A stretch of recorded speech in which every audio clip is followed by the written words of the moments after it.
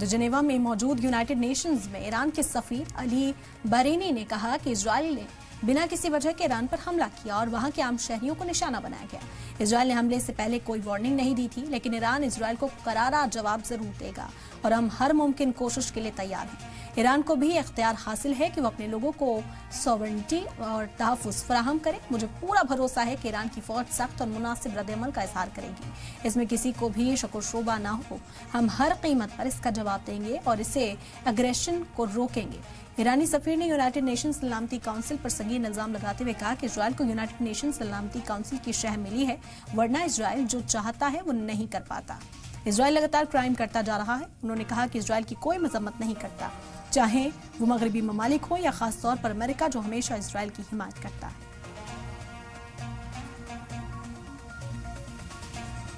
Attacked our country without any reason. Israel has attacked our civilians, our civil infrastructure.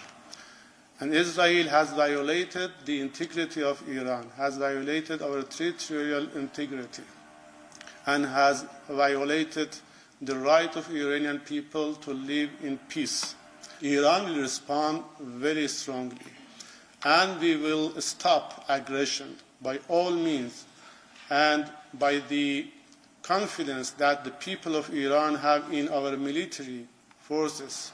Our military forces, on behalf of our people, will defend the country and will defeat Israel.